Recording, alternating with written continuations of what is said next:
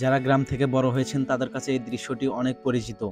আপনি গ্রামে বড় হয়েছেন অথচ মোটর কিংবা স্যালোর পাম্পে গোসল করেননি এমন কিন্তু কেউ নেই।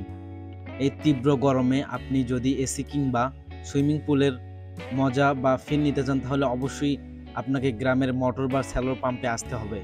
এই তীব্র গরমে এই মোটর বা স্যালোর পাম্পে গোসল করার যে কতটা মজা বা শান্তি, এটা আমরা যারা গ্রাম থেকে বড় হয়েছি তারা খুব ভালো করে জানবো। যারা শহর কিংবা নগর থেকে বড় হয়েছে তারা কিন্তু এই মোটরে গোসল করার ফিলটা বুঝবে না। বর্তমান সময়ে প্রচণ্ড গরম চলতেছে, তো এই গরমের মাঝে এই মোটর কিংবা স্যালোতে আমরা যখন গোসল করতে আসি তখন কিন্তু গরমকে গরম মনে হয় না।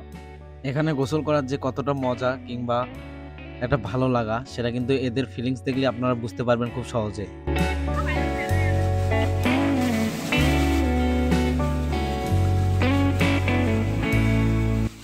এই প্রচণ্ড গরমে ছোটদেরকে নিয়ে গোসল করতে যাচ্ছি।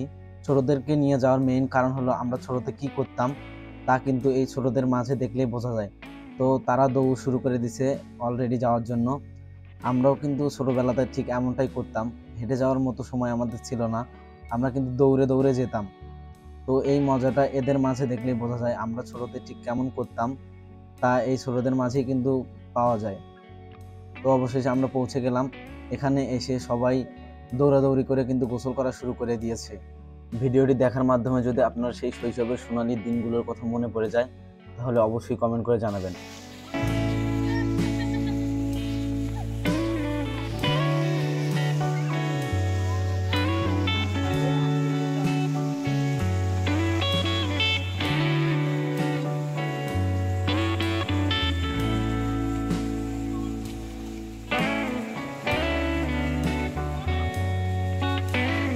আপনি যদি আমার এই চ্যানেলে নতুন হয়ে থাকেন তাহলে অবশ্যই রিকোয়েস্ট থাকবে আপনি আমার এই চ্যানেলটি সাবস্ক্রাইব করে দিবেন। আমার মনে হয় আমার মতো অনেকেই আছে যারা ছোটবেলার সময়গুলো ঠিক এভাবে কাটিয়েছে এবং বড় হওয়ার পর এই সময়গুলোকে অনেক মিস করে। আসলে যারা গ্রামে থাকে তারা কিন্তু চাইলেই সেই আবার ছোটবেলার সময়গুলোতে খুব সহজে ফিরে যেতে পারে, যেমনটা আমি সবসময় করি। প্রতি বছর মার্চ এপ্রিল মে এই সময়টাতে আউশ ধান হয়ে থাকে। আউশ ধান মূলত সেচ পাম্পের উপর নির্ভরশীল, অর্থাৎ সেচ পাম্পে কিন্তু আউশ ধান করা হয়। তো মার্চ এপ্রিল মে এই সময়টাতে কিন্তু গরম শুরু হয়। তো গরমের ভিতরে এই সেচ পাম্পে গোসল করার মজা কিন্তু অন্যরকম। এখানে গোসল করার ঠিক কতটা মজাদার তা এদের এক্সপ্রেশন দেখলে খুব ভালোভাবে বুঝতে পারবেন। আশা করি উপভোগ করবেন।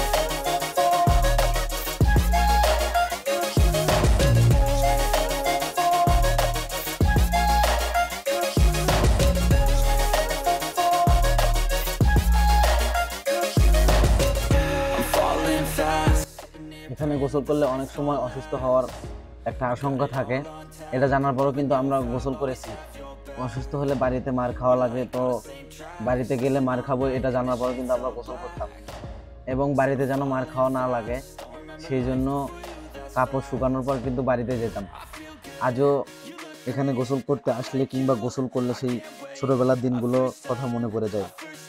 তো কত সুন্দর ছিল সেই ছোটবেলার দিনগুলো, তাও অবশ্যই কিন্তু এই ভিডিওটি দেখার মাধ্যমে আপনার মনে পড়ে যাবে। তো আপনি কিভাবে আপনার ছোটবেলাকে কাটিয়েছেন তা অবশ্যই কমেন্ট বক্সে জানাবেন। তো এই ছিল আজকের ভিডিওটি আপনার কেমন লাগলো তা অবশ্যই কমেন্ট বক্সে জানাবেন এবং শেয়ার করে আপনার বন্ধুদের মাঝে দেখার সুযোগ দেবেন এবং তাদের সেই সোনালী স্মৃতিগুলোকে মনে করিয়ে দিবেন।